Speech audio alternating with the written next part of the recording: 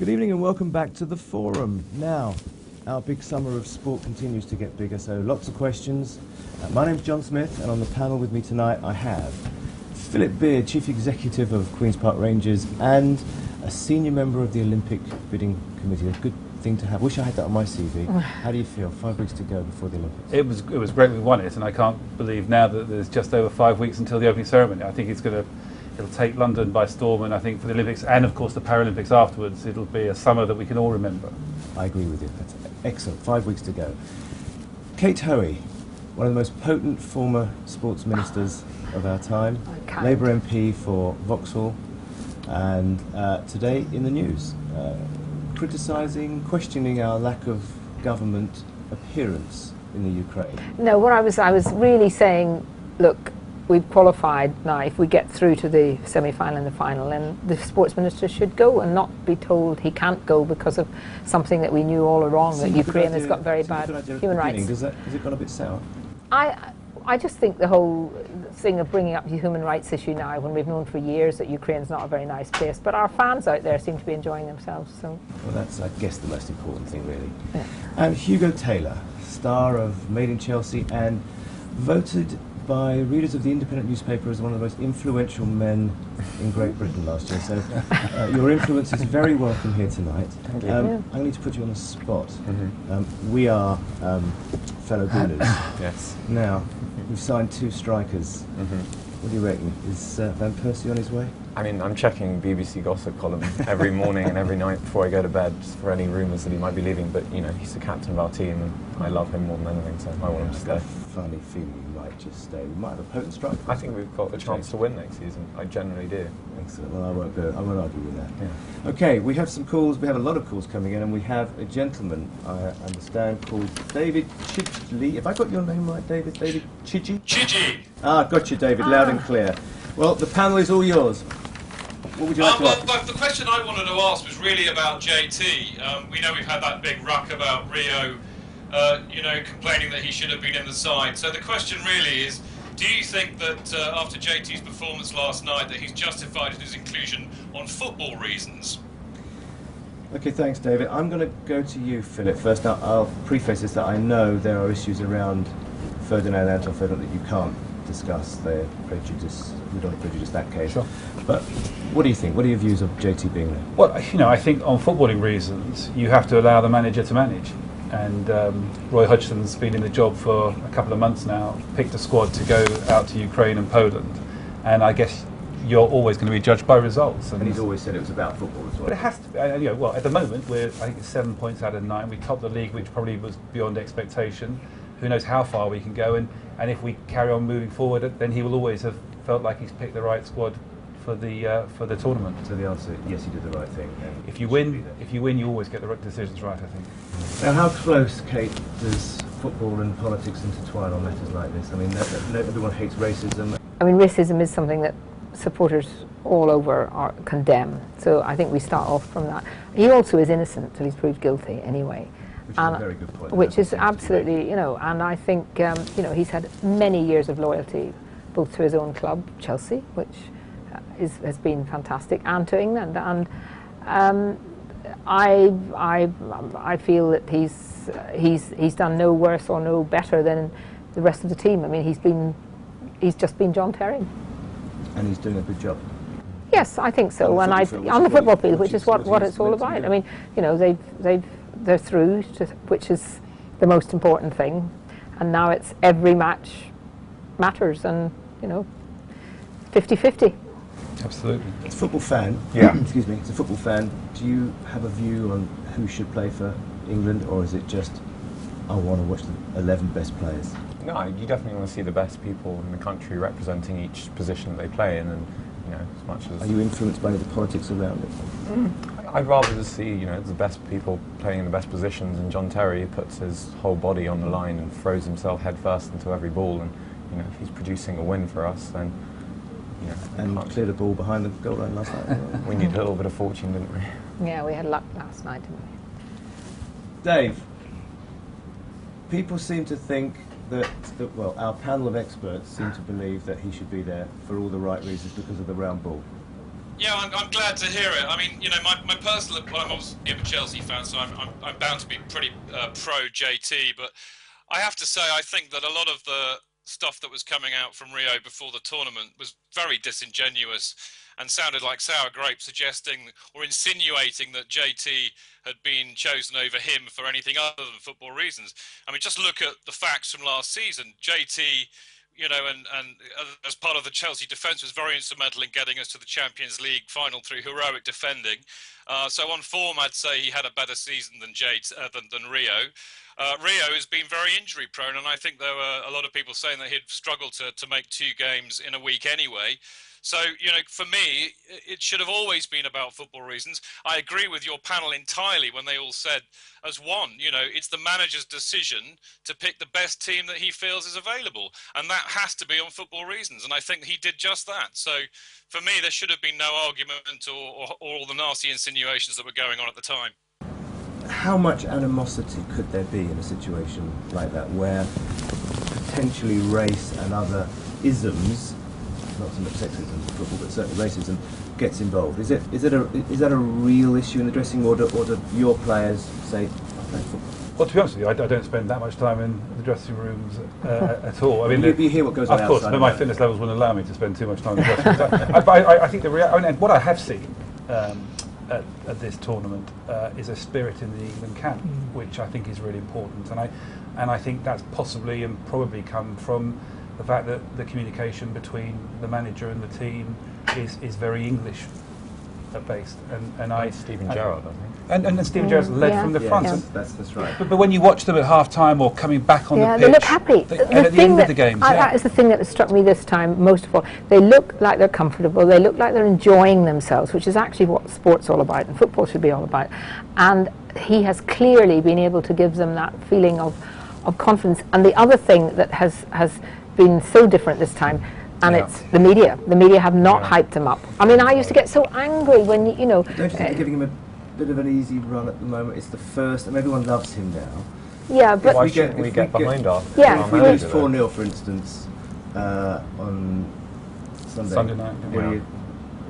we're going to turn against them again. I think if we go out there and, you know, we're representing Queen and country and we have pride to wear the 3 lions, and I think now, especially, you know, with the Jubilee, that everyone in the Olympics, you know, people are really getting behind our country, and the media not savaging and I going think behind as long as, John, I think as long, I do think, and I think as long as they play and look like they really are trying to do their best, that's always what we wanted. The years that we watched England at different times, looking that, you know, they really couldn't care, and yet the supporters have paid a lot of money to be there, and there was a feeling that, you know, they were just there and it didn't really matter playing for their country, and I think this has done... But I think we've gone into this tournament with realistic expectations. Well, that's right, no expectations about it. And you've got a group of players, some younger, coming to the squad, and the great thing is, and the question now is how much do we build up that expectation over the next few days? Well, we're going to have to pause there, both in our expectation and in our answers. We've got a bank of callers waiting. We have to go to commercial break.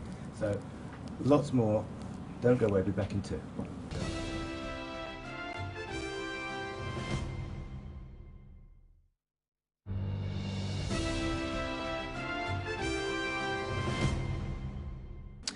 And welcome back to the forum. Phone lines are buzzing. I'm going to go straight into a gentleman called Adam Nathan. We've got a panel of experts for you. Ask him a question. Hi guys. I was wondering what you thought about the respective fines given to Nicholas Bendtner for his pants celebration, and the Croatian FA for their fans' conduct at the European Championships. Okay, just to refresh people's memories, I have a packet of Paddy Power Lucky Underpants. Excuse me, put that down there. Now, these were worn by Nicholas Bendtner, supposedly for no financial recompense to him. He wore them, he scored, he took his shorts down, he showed us the Paddy Power Lucky Pants, and he got himself fined £80,000. How does this contrast with some of UEFA's some slightly more mealy-mouthed fines of 16, 18, 20,000, and latterly 65,000 to Croatia for their issues with racism and neo-Nazi chanting? So, Hugo, let's have a... I think it asks the questions where the priorities lie. I mean, I think, in terms of TV money and advertising, a lot of people pay a lot of money to have around the billboards at the side and corporate sponsors of the game. So you can imagine that all these people who are putting a lot of money into these competitions must be furious that, Paddy Power pants on the ass of the scorer, essentially running around in celebration when everyone's got his focus at him is Do you think that's heinous, though? Is it? I mean, it's ambush marketing of a description, but is that heinous? Is it as bad as throwing bananas on a football pitch? Oh, of course not. I mean, but it just again makes me question the motivations. I mean, I think the punishment and the fines for racism in the crowd should be, exponentially higher than an £80,000 one. It's not something that in Poland and or Ukraine that should ever be condoned, and especially with the histories of the countries, it should be something that they should aim to stamp out, and UEFA should be on it. Absolutely. I think as a top priority. Okay, had Wayne Rooney, sorry, I know you're going to say something, but let me just throw this at you very quickly. Had Wayne Rooney have dropped his shorts to a small degree and said vote Labour in the next election on that, how would that have played out, do you think? Well, I don't think he would have done that. But no, I think that's wrong. I mean, I do think there have to be rules about behaviour, and I actually think dropping your shorts anyway is rather taking silly your top and off pathetic. and showing, but and I saying, do hello, think Mum, I agree with Hugo that the fine itself was. I mean, I don't know. Maybe he was being paid a lot of money. I doubt it. I think he probably perhaps did it as a bet or a joke or something. But it did seem an awful lot of money in comparison. A bet would be a good term, in comparison to what other. And I mean, the real issue behind it is that UEFA and FIFA and the IOC and all these big international sporting bodies, it's all fundamentally about money. I mean, why are we going to ruin the next UEFA? The next European Championships by bringing in more teams. The whole thing is just it's all about money, and therefore that's obviously that they were going to. Their sponsors were presumably very angry, and they decided to do it. And presumably, Philip, at times, talking about the Olympics and the amount of you were involved, obviously, with some of the key sponsors, protecting people like Visa. Yep. For their sponsorship of the Olympic Games. Is that critical? Well, I think it has to be. And interesting enough, the Olympics is a clean event, so you don't see any branding at all. And the IOC has spent a lot of time... Except some poor little shop in Hackney had to change their name from Olympic something, which they've had all their life. Because, I mean, that's just ridiculous. Well, absolutely ludicrous. But the reality is that whether it's the Olympic sponsors or sponsors do spend a lot of money sponsoring an event. Yep. And that goes to prize money, it goes to pay for part of the running of the games this summer. I think you've got to separate out the two issues of the fines for the races. I mean, I totally agree with Hugo. Can I just give a twist to that? Yeah. What do you make of the comments of McDonald's being an unhealthy product, therefore it shouldn't associate itself with a healthy sport? Does that play badly to you? Well, I spent a lot of time in the bid talking to sponsors, and whether it's McDonald's or Coke. Coke have been a sponsor of the Olympics since 1928, and McDonald's and Coke and Visa and other companies spend a lot of time on education and explaining the nutrition in their products, etc., etc. I'm not going to get into that discussion. All I will say is that I think sponsors are important to events, and the challenge that I think was faced this week was that, and I don't know whether Nicholas Bendtner got paid or not. I'd be slightly surprised if he didn't, if I'm really honest. But it was a bit of ambush marketing, quite clever. And I think if you allow it to happen, it will just continue to grow. So I think they were trying to send a message. But again, But ironically, it got more publicity. We're talking about it tonight. I mean, absolutely. It's very clever. We've got a lot of questions coming in on that issue. Guerrilla marketing is very clever. Adam, what do you think? I have a bit of an issue with it. I mean, to give an example about the sponsorship, I had a bar of One Chocolate taken away from me at the South African World Cup because it was the wrong bar and may have been caught on camera. So I definitely got their sympathies with the idea about the sponsorship. But I have a slight issue with, and I have no alternative at this stage, I have an issue with the FA of a country being fined for some morons in the crowd that have gone on wearing their shirt, supporting them. For their outrageous behaviour. I mean, if you think of what the FA does, I mean, the FA in this country, for example, they plough a lot of money into grassroots, referees, setting up new leagues, and it almost seems wrong that money should be taken away from that to pay for some morons chanting outrageous stuff. And I just have a slight issue, and I think it's quite important actually that the two fines are separated from each other, because Bendtner knew the rules and deliberately went against them, whereas I think the FA are probably doing all they can to try and stop this racist behaviour, but you can't really stop everyone. Kate, do you go along with that? Well, I think that's a very fair point, which doesn't actually get put across very often. But ultimately, I suppose the argument is that the governing body of the sport has to be responsible for the sport and the rules and how it's run. They can't clearly be responsible for every single individual fan. But I suppose in the case of, if that had happened, say, in England, we could prove as the English FA that we had done a huge amount to try and actually stop that kind of behaviour, which perhaps some of the other countries have not been able to do. If we had a major punch-up at Arsenal one day, not you and me, but some of the fans, and it spilled over into the pitch, and we got fined, and that, you know, takes away from our kitty to sign players, ostensibly. How would you feel about that? Do you think that's fair? Is it right that the authorities should have that? I think when there's so many people watching and there's racism going on in the crowd, I think, you know, punishment by example. It's not something, when you've got millions of people watching, cameras pointing everywhere, it's not something you want to see more, and if you're going to have to stamp it out, you can't really go to the houses of the people who've been chanting it. You have to charge who's representing them, and that's their FA. So you're now ensconced in the Premier League, and, and you've got remit next year to whatever you're going to manage the team and your sponsors and everything else.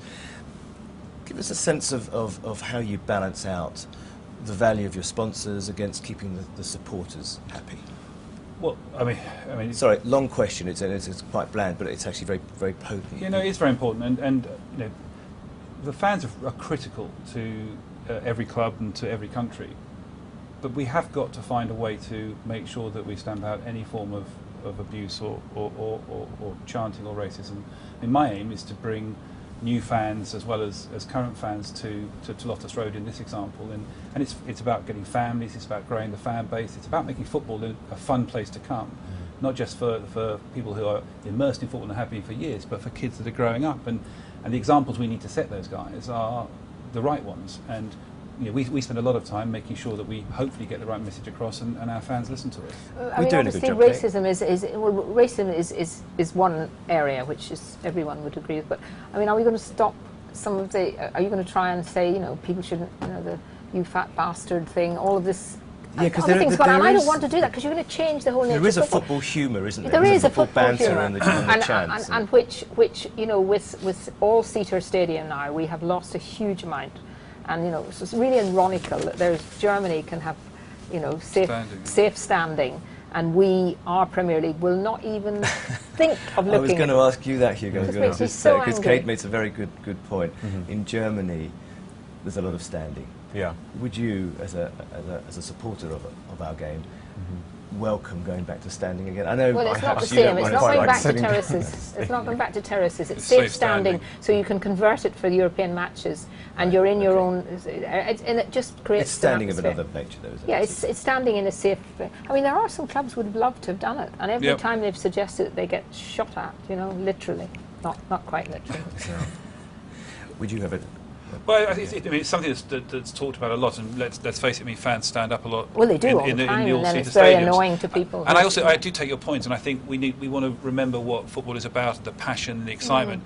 You know, I do think one of the things we've done is we've made sure that we have a family stand, because I want to encourage, and whatever the chanting of abuse. Philip, do you think that sends out the wrong message? This is the family stand. This is okay. The rest of it is a bit iffy. No, I don't think it does. I really don't. I think you have to.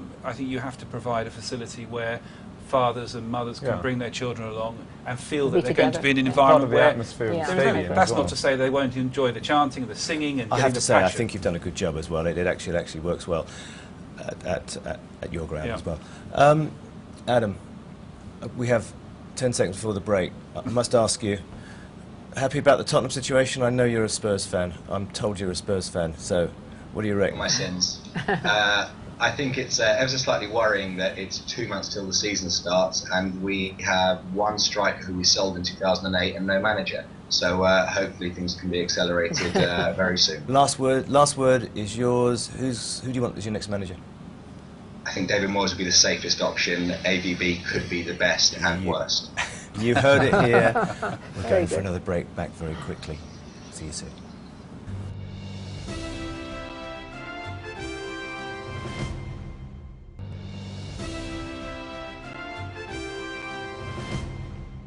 welcome back.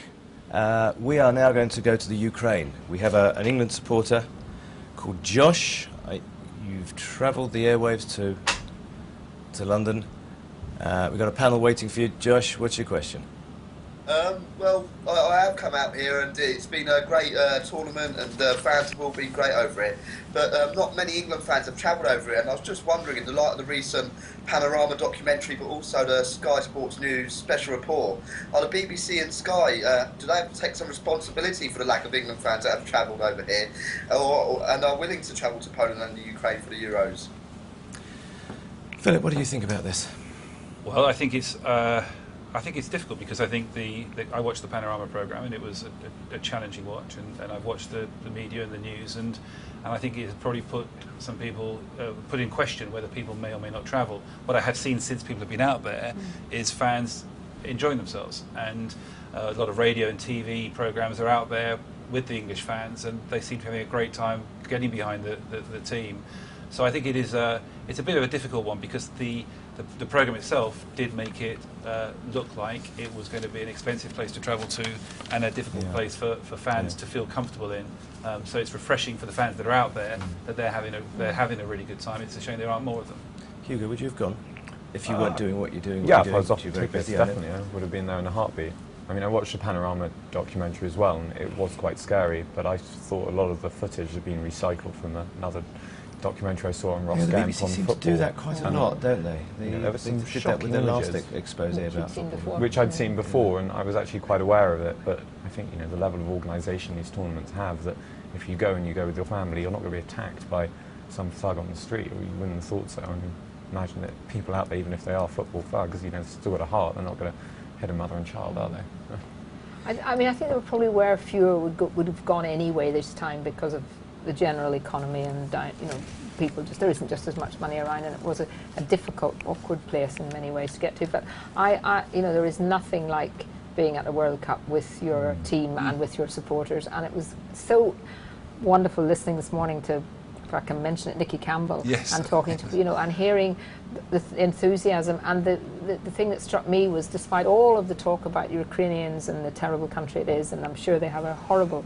human rights policy, but the reality was the Ukrainian fans, how they were working, supporting afterwards the England supporters and being nice. There seems to be a lot of genuine pitch, does there? Genuine support for each other. The atmosphere in the stadium last night, I mean, I think it was 60,000 Ukrainians and 4,000 English fans, and the atmosphere looked and at fantastic. The end, they were apparently not. I mean, I expect your nose. I mean, they weren't treated badly at all, were they? Well, that sort of begs the question, Josh. How are you being treated over there? Well, the people over here have been great. All the Ukrainians and local people are really friendly over here, and it's just been a great atmosphere. I think lots of the English fans who have come over here, they'll be coming back here in summers to come. The weather's nice, the beer's cheap, and the women are wonderful. And I think, I don't know who Sol Campbell's agent is, but he's got a lot of questions to answer. I think Sol Campbell's media career would probably be non-existent after going on that documentary for some of the stuff he's said. And I think it's a shame that they portrayed the Ukraine in that way. And if anyone wanted to come and who was coming to the Olympics, they could show footage of the London riots and go, this happens in London all the time. And it's, I mean, and people in London wouldn't like that, would they? And the police presence, has it been, obviously not been onerous, but has it been problematic in any way, shape or form? Josh? Yeah. Has the police presence in the Ukraine been overly onerous in any way, shape or form, or is it just a very gentle policing? No, there's been very gentle policing. The stewarding at the stadiums has been very good. In fact, we were sat in, with loads of Ukraine fans around us the other day. When England scored, we jumped up and celebrated, and people were shaking our hands around us. There was no trouble whatsoever. That's great. That sounds like a win-win. I think the difficulty this morning was, I listened to Nicky Campbell as well, he was waking all the England fans up. We'd had a great night out. That was probably the biggest disturbance a bit too early. that we've seen. So where do you think this leaves us in the future? Are we going to begin to lose our reputation for being a troublesome group of travelling supporters? I really hope that England fans are always there, like flying the flag and representing for us. I mean, when you get to the final, you need that kind of 12th man, which is the crowd, to see you through to the end of the game. And if you haven't got the support there, I don't know how the players would suffer. But I think it's always better for the players on the pitch when they know they've got people like singing "God Save the Queen" in the crowd. So let's make sure that always happens. It's great to see the team as well doing the same. I think Yeah. it's been a real, Bit of a real And no silly question, booing, this, and no do you know? booing of the other national anthem, which used to happen all the time. It's a bit of a silly question, this, but it was in my head. Do you think the Diamond Jubilee has helped? Do you think the fact that we've not suddenly, but we are certainly, has been a resurgence of patriotism? Oh, I think, I think it's great that people can feel proud to say they support the monarchy, and I've always been a monarchist, but I just feel so happy that a lot of people who you knew would have wanted to say, oh gosh, we don't really want, now they don't actually want to put their head up, and it has actually cheered everybody up despite the weather. And now we've got the Olympics. Absolutely. So, I mean, there are issues around the Olympics. There's going to be transport, there's going to be other bits and pieces. Ticketing has been a bit iffy here and there, but essentially I think Britain has got behind United the London Kingdom. Games, hasn't it? Yes, absolutely. The United Kingdom. Yes, I should say that correctly now. Shouldn't I think they will. I think they will. Great Britain encompasses the United Kingdom. No, Great Britain excludes Northern Ireland, and of course I'm coming from Northern Ireland. You come from Northern I'm part of the Ireland. United Kingdom. Okay. I'm That's why when I go to America they make me sign United Kingdom on my So it seems like the United Kingdom's got behind. I think so. The I mean, whole I think it's going to Olympic be. I project. think it's. I was lucky enough to be in Athens in 2004 and Beijing for a while in 2008, and I mean, Athens was a wonderful event to go to, and there was a lot of concern about whether Athens was going to be ready for the games. Beijing had its own challenges, but televisually, I think it was a stunning event. I was lucky to be sports minister when we went to Sydney, and of course Sydney was just wonderful. And I think if we can do even, and the whole volunteer thing started in Sydney, and I think our volunteers, that's going to be such an important what's part going to be of also our great? Olympics. Fabulous programme, I agree. I must just cut to Josh quickly because we've got a whole queue of calls coming in. Josh, happy with the answers? What do you think? I'm finding it really hard to hear you at the moment. What was that? Sorry? I just wanted to see what you thought of the answers that the panel's given you. It's really cracking up. Josh, enjoy Okay. the quarterfinals. Josh, Yeah. all we're going to say to you is enjoy the rest of the tournament. We hope you're there for another couple of weeks yet. I have a guy. I just want to say, if England fans have had any doubts about coming over, don't. It's been great. The atmosphere's been great, and the Ukrainian people have been so friendly. Come over, support the team for the quarterfinals, semi-finals, and hopefully the final as well. So there you are. If you have any tickets, go. If you haven't got any tickets, go buy them from legitimate sources and go and support the team. David, you're very welcome on the programme. How are you? How are you?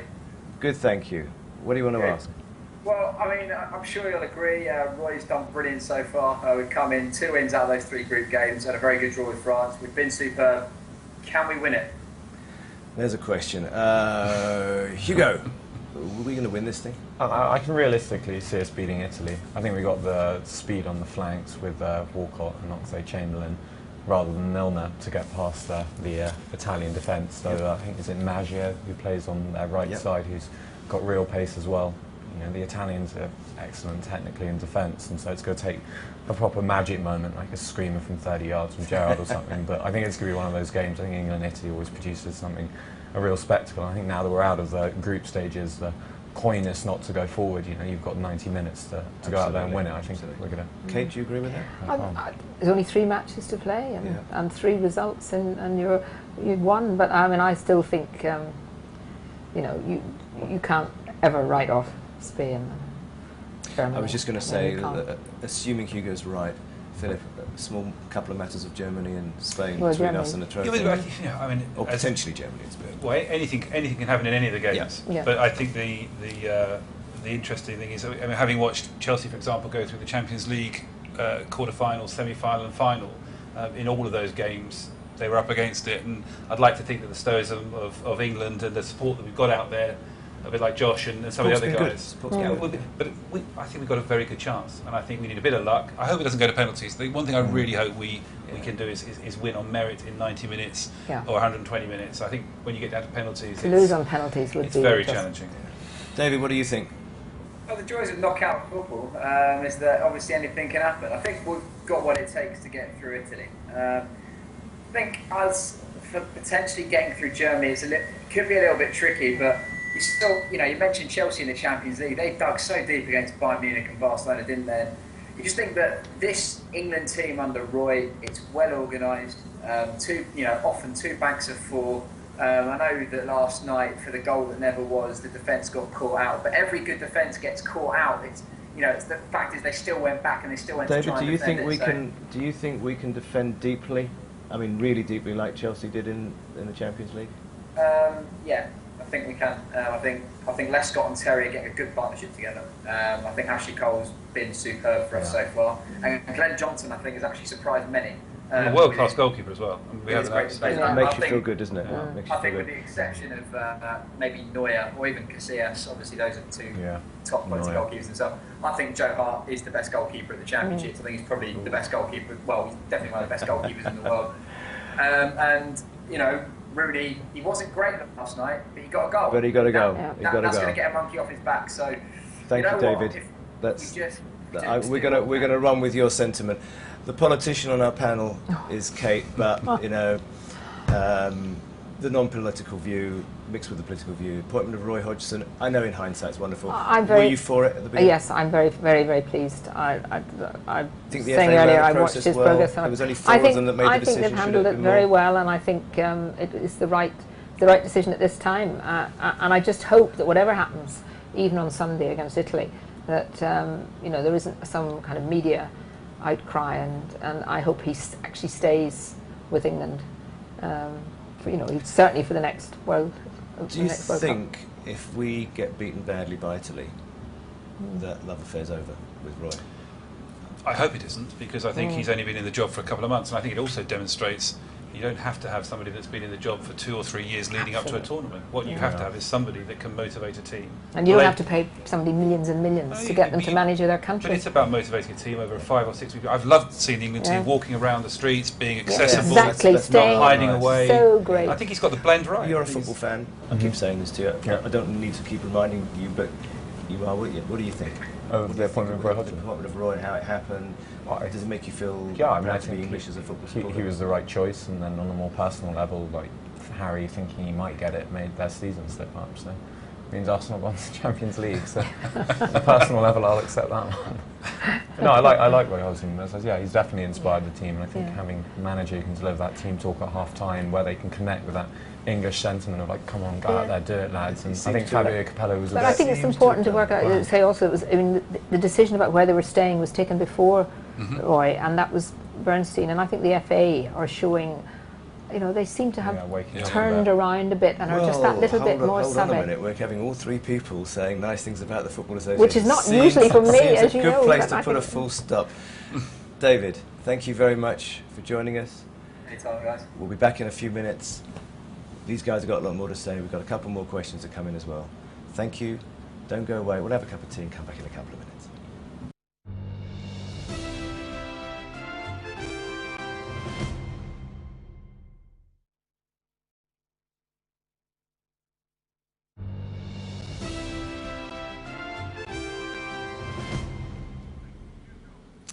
And you're very welcome back to the forum. I'm in the company of Hugo Taylor, Kate Hoey, Philip Beard, and we have a gentleman called Alex Mitchell from...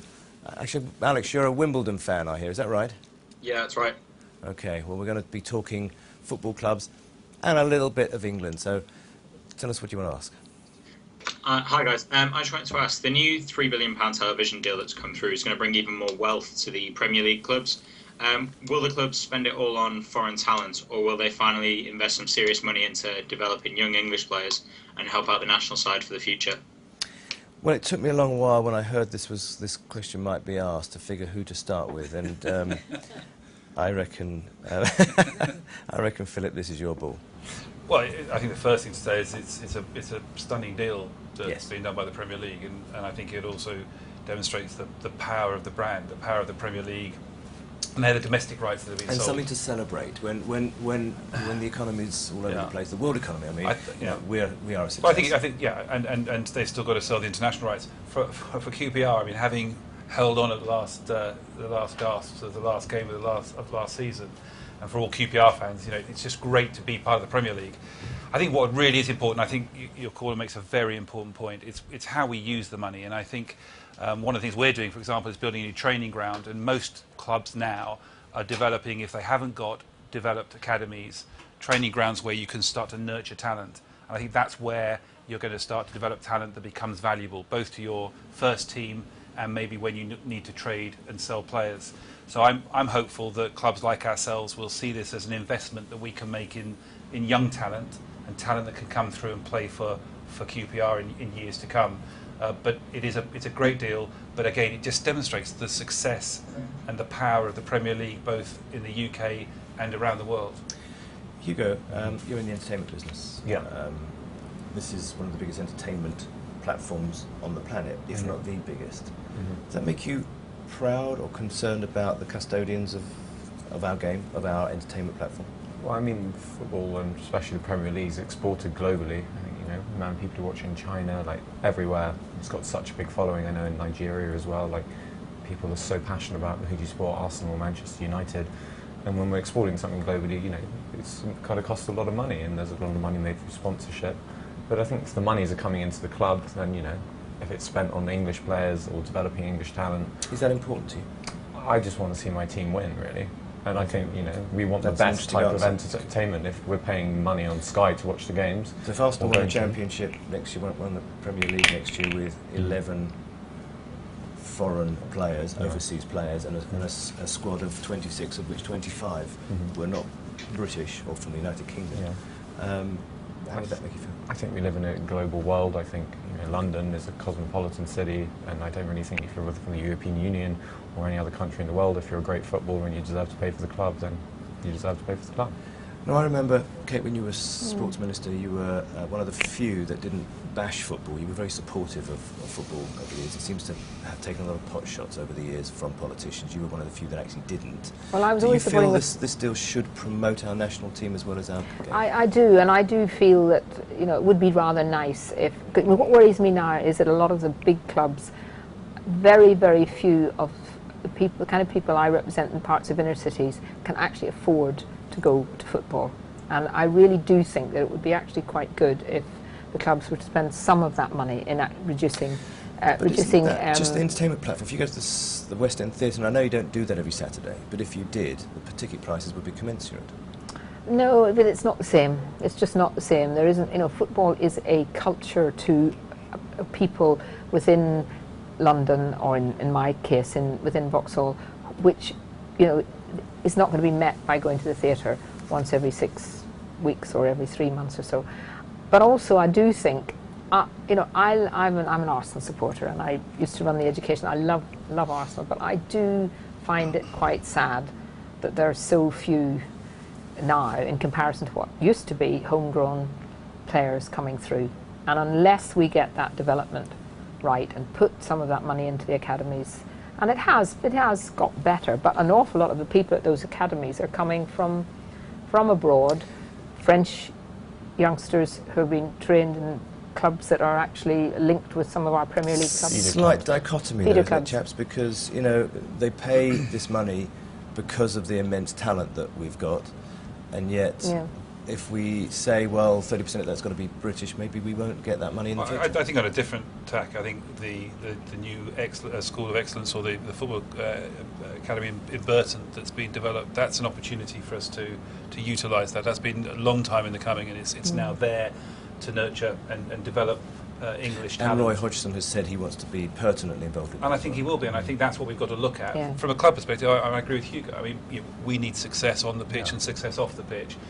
It would be great to nurture young talent that is English as well, but the reality is it is a global market. But also, is it not time for the Premier League? I mean, thinking our viewer there is, and our questioner is a Wimbledon supporter, but what about people who are supporting, you know, further down the league? That's a very good I mean, point. how do we get Alex, them to feel part of this? That's a sentiment I'd like to hear your views on. So the Premier League have got all this money. Your club is in the lower divisions. How should that, or should it, drip down to your clubs as well? Your club too. Well, I mean, I think Kate hit the nail on the head when she was talking about the way the Premier League sort of pulled the game away from the fans. I mean, if you look at the spiralling cost of season tickets, I think she was spot on. That was my main concern is with this £3 billion Premier League deal. I mean, it's great. You go back to the old system before the Premier League, and the way TV rights and media rights used to be shared out. They used to be shared out. So the Premier League got a cut, Championship, League One, League Two. And I know you can say, you know, everyone wants to watch the Premier League and no one wants to watch the League Two clubs and stuff like that. But If you don't put money into the lower levels, those clubs can never aspire to be Premier League sides. You're going to just develop a gulfing class between what is the Premier League and what is the lower, what are the lower divisions. We saw, as a Wimbledon, use Wimbledon as an example, the rise in the 80s of Wimbledon through the divisions. I don't think without serious investment, those clubs can ever do that again. They can't hope to achieve that anymore. And it does worry me for the future of the game that you do appear to be seeing this greater gulfing class now between the Premier League and the lower leagues. Okay, harsh question this. Do you have a divine right to be where you are, and should people hand feed you? In other words, if the Premier League is what the world wants, and that's where the money's going, should there be a sort of Premier League Division 2 and the rest just do what they have to do, which may be go part-time? How do you... Let me ask you that very quickly, Alex, and I want the panel to answer that as well. I've completely lost what you're saying, guys. I can't hear you. Okay, we'll come back to you in a second, Alex. So, does the football leagues, football league clubs, have a divine right to exist in the format that they have done, or maybe the same as everything else? Maybe there's no Woolworths anymore. Maybe the football league becomes part-time, and maybe there's a Premier League 1 and 2. Hugo, what do you think? I think it's a league, and I think that you either go up or you go down, and football's a competition, it's a sport. Yes, but there's no link now, funding-wise. Under the old FA, the money... Should they be fed by the Premier League money that this deal is no good at? I mean, it would be ideal, wouldn't it, to have some of the money shared out, but unfortunately it costs a lot of money to run a Premier League football club. But I look at local little clubs in my area, and they find players who get paid $250,000 a week. Well, actually, some of the players have been quite good about helping out some of these small clubs, but some of these little tiny, amateur clubs with youngsters playing on a Saturday, and the volunteers, and they're all run by volunteers, have to spend so much time just raising money to get the minibus service so that they can take the youngsters to play their 5-a-side, 7-a-side or 11-a-side match. And I just think, ultimately the responsibility for football, the FA has to take that responsibility for the game from the very, very bottom level right to the top, and we've lost that link now. Maybe it's your responsibility. Sadly, we don't, or partly your responsibility. We don't have enough time to go any deeper today. I want to ask you one very quick final question. It's January 2013. You're 19th or 18th in the league. You have this wonderful pot of gold coming up next year if you're there. Are you going to spend your way out of January? Are we going to see a January like we've never seen before? We want to stay in the Premier League. I mean, just for the ticket price, we froze every ticket price across our whole stadium this season. But we want to stay in the Premier League, and we need to invest in the squad in order to do that. But in the Premier League, there are 3 or 4 leagues in that one. You just want to stay there, so you have to do what you got to do. For all QPR fans, I really want us to stay there, definitely. I think we all like to Loftus Road as well. Philip Beard, Kate Hoey, a rose between two thorns. Hugo Taylor, you've been magnificent, all of you. Thank you so much for answering the questions of the genuine fans. And to the genuine fans, all of you out there, thank you so much for joining us. We'll be back again soon, and keep enjoying the tournament. Keep supporting the team. See you again soon. Good night.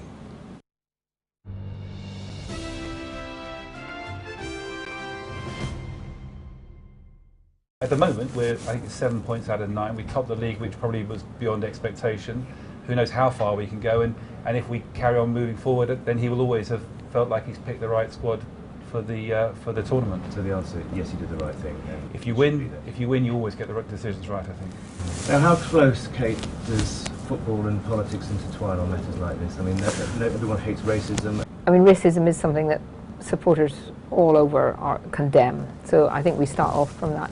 He also is innocent till he's proved guilty anyway.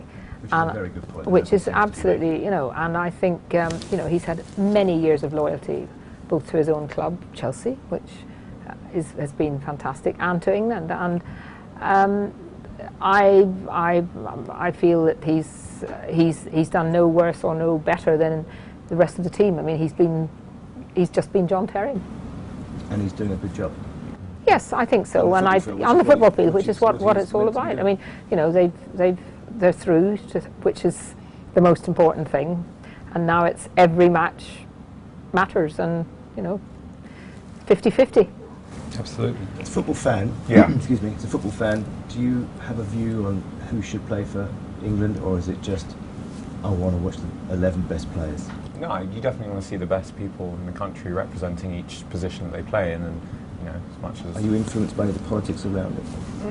I'd rather just see, you know, the best people playing in the best positions, and John Terry puts his whole body. Not so much sexism in football, but certainly racism gets involved. Is that a real issue in the dressing room, or do your players say, "I play football"? Well, to be honest with you, I don't spend that much time in the dressing rooms at all. I mean, you hear what goes on of course, outside but my fitness levels wouldn't allow me to spend too much time in the dressing rooms. I think and what I have seen at this tournament is a spirit in the England camp, which I think is really important, and I think that's possibly and probably come from the fact that the communication between the manager and the team is very English based, and Steven Gerrard, I think. And Steven Gerrard's led from the front. Yes, that's right. But when you watch them at half time or coming back on the pitch, they look happy. And at the end of the games, that is the thing that struck me this time most of all. They look like they're comfortable. They look like they're enjoying themselves, which is actually what sport's all about and football should be all about. And he has clearly been able to give them that feeling of confidence. And the other thing that has been so different this time, and it's the media. The media have not hyped him up. I mean, I used to get so angry when, you know... Don't you think they're giving him a bit of an easy run at the moment? It's the first, and everyone loves him now. Yeah, but... Why shouldn't we get behind our If we lose manager, 4-0, for instance, on Sunday night. we're going to turn against them again. I think if we go out there and, you know, we're representing Queen and country, and we have pride to wear the 3 lions, and I think now, especially, you know, with the Jubilee, that everyone in the Olympics, you know, people are really getting behind our country, and the media not savaging. In Great Britain last year, so your influence is very welcome here tonight. Thank you. I'm going to put you on the spot. We are fellow Gooners. Yes. Now, we've signed 2 strikers. What do you reckon? Is Van Persie on his way? I mean, I'm checking BBC gossip column every morning and every night before I go to bed just for any rumours that he might be leaving. But, you know, he's the captain of our team, and I love him more than anything, so I want him to stay. Funny feeling he might just stay. We might have a potent striker. I think we've got a chance to win next season. I generally do.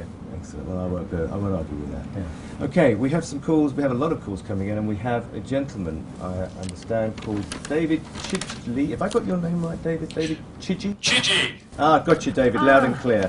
Well, the panel is all yours. What would you like to ask? Well, the question I wanted to ask was really about JT. We know we've had that big ruck about Rio, you know, complaining that he should have been in the side. So the question really is, do you think that after JT's performance last night that he's justified in his inclusion on football reasons?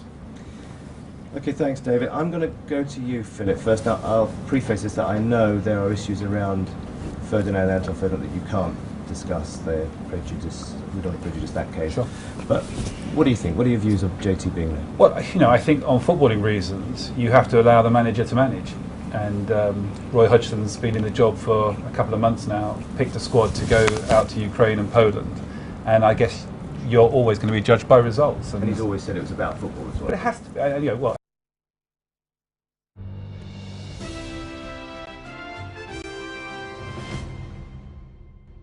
Good evening and welcome back to the forum. Now, our big summer of sport continues to get bigger, so lots of questions. My name's Jon Smith, and on the panel with me tonight I have Philip Beard, Chief Executive of Queen's Park Rangers and a senior member of the Olympic bidding committee. A good thing to have. Wish I had that on my CV. How do you feel? 5 weeks to go before the Olympics. it was great we won it, and I can't believe now that there's just over 5 weeks until the opening ceremony. I think it'll take London by storm, and I think for the Olympics and of course the Paralympics afterwards, it'll be a summer that we can all remember. I agree with you. That's excellent. 5 weeks to go. Kate Hoey, one of the most potent former sports ministers of our time, Labour MP for Vauxhall, and today in the news, criticising, questioning our lack of government appearance in the Ukraine. No, what I was really saying, look, we've qualified now. If we get through to the semi-final and the final, then the sports minister should go and not be told he can't go because of something that we knew all along, that Ukraine has got very bad human rights. Has it gone a bit south? I just think the whole thing of bringing up the human rights issue now, when we've known for years that Ukraine's not a very nice place, but our fans out there seem to be enjoying themselves. So. Well, that's, I guess, the most important thing, really. Yeah. And Hugo Taylor, star of Made in Chelsea and voted by readers of the Independent newspaper as one of the most influential men. On the line and throws himself headfirst into every ball, and you know, if he's producing a win for us, then you know, and cleared a ball behind the goal line last night. We needed a little bit of fortune, didn't we? Yeah, we had luck last night, didn't we? Dave, people seem to think that, well, our panel of experts seem to believe that he should be there for all the right reasons because of the round ball. Yeah, I'm glad to hear it. I mean, you know, my personal, well, I'm obviously a Chelsea fan, so I'm bound to be pretty pro JT, but I have to say, I think that a lot of the stuff that was coming out from Rio before the tournament was very disingenuous and sounded like sour grapes, suggesting or insinuating that JT had been chosen over him for anything other than football reasons. I mean, just look at the facts from last season. JT, you know, and as part of the Chelsea defence, was very instrumental in getting us to the Champions League final through heroic defending. So on form, I'd say he had a better season than than Rio. Rio has been very injury prone, and I think there were a lot of people saying that he'd struggled to make 2 games in a week anyway. So, you know, for me, it should have always been about football reasons. I agree with your panel entirely when they all said, as one, you know, it's the manager's decision to pick the best team that he feels is available. And that has to be on football reasons. And I think he did just that. So, for me, there should have been no argument or all the nasty insinuations that were going on at the time. How much animosity could there be in a situation like that where potentially race and other